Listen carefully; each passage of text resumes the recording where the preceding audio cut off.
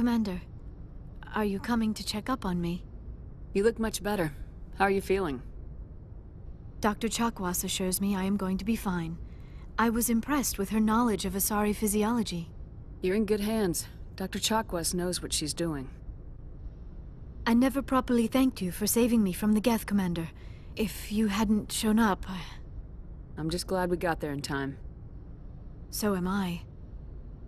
I know you took a chance bringing me aboard this ship. I have seen the way your crew looks at me. They do not trust me. But I am not like Benezia. I will do whatever I can to help you stop Saren. I promise. Don't worry, Liara. I trust you. I know you won't let me down.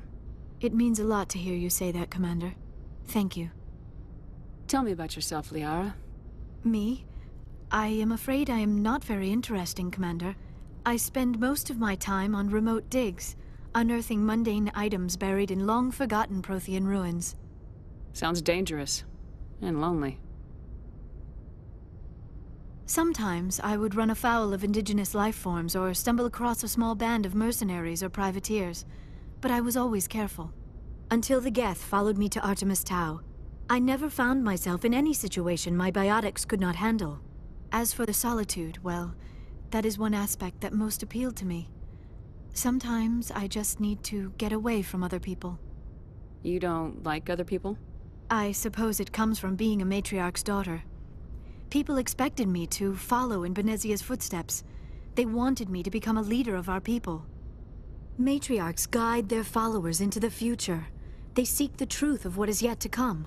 Maybe that's why I became so interested in the secrets of the past. It sounds so foolish when I say it out loud. It sounds like I became an archaeologist simply to spite Benezia. All children rebel against their parents. It's a natural part of growing up. Aha, you share the wisdom of the matriarch, Shepard. That is exactly what Benezia said when I told her of my decision. But there was more to it than that. I felt drawn to the past. The Protheans were these wondrous, mysterious figures. I wanted to know everything about them. That is why I find you so fascinating. You were marked by the beacon on Eden Prime. You were touched by working Prothean technology. Sounds like you want to dissect me in a lab somewhere. What? No, I did not mean to insinuate. I never meant to offend you, Shepard. I only meant that you would be an interesting specimen for an in-depth study. No, that's even worse. Calm down, Liara. I was only joking. Joking? Oh, by the goddess, how could I be so dense? You must think I am a complete and utter fool. Now you know why I prefer to spend my time in the field with data disks and computers. I always seem to say something embarrassing around other people. Please, just pretend this conversation never happened. Do you know why Benezia joined up with Saren? I don't understand it. She was always outspoken about the need for the Asari to become more involved in shaping galactic events. Maybe she thought allying herself with Saren would somehow be for the greater good in the long run. At least I hope so. This hurts you, doesn't it? None of this makes any sense to me. I have not spoken to Benezia in many years, but I know her, and this was not like her. Something changed. I'd like to know more about the Asari. We were the first species to discover the Citadel. We were instrumental in forming the Council, and we always strive to be the voice of peaceful cooperation in galactic disputes. My people believe we are all part of a single galactic community. Each species contributes something to the greater whole. Although we seek to understand other species, it seems few of them seek to understand us. The galaxy is filled with rumors and misinformation about my people. Like what? Most of the inaccuracies are centered around our mating rituals.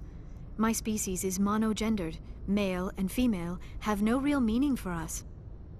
We still require a partner to reproduce. This second parent, however, may be of any species and any gender. I don't understand. Your species can mate with anyone? Mating is not quite the proper term, not as you understand it. Physical contact may or may not be involved, but it is not an essential element of the union. The true connection is mental. Our physiology allows us to meld with other beings.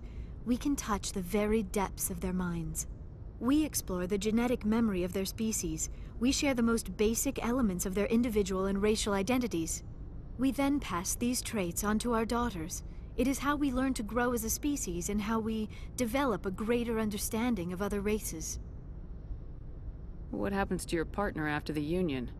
Every relationship is different. Some unions are a single encounter with both parents parting ways afterwards. Others can be more long-term. Sometimes an Asari and her partner will stay together for many decades. You Asari live for 1,000 years. What happens when your partner dies? Few sapient species live as long as my kind. We have learned to take a philosophical approach to our unions. We do not focus on the inevitable loss of our partners. Instead, we enjoy the time we spend with them. And even after they're gone, a part of them lives on in us. The union is a connection that transcends both time and space. Do you know who Matriarch Benezia chose as her partner? She rarely spoke of her partner. Though I know my father, if you want to use that term, was another Asari.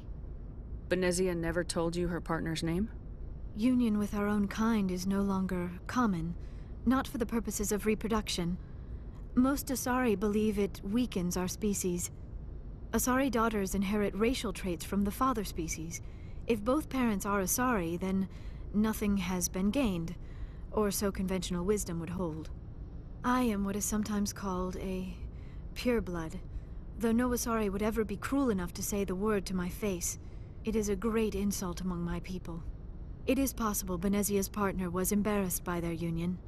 She may have been too ashamed to publicly acknowledge me as her offspring. Maybe she wanted to meet you but couldn't. Something could have happened to her. Maybe she passed away. You might be right. I hope you are. But I have no way to know for sure. Benezia never spoke of her partner.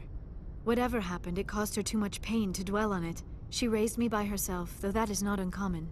Many Asari raise their children alone, particularly if the father species is short-lived. Often the partner will pass on long before the child reaches maturity. I should go. Goodbye, Shepard.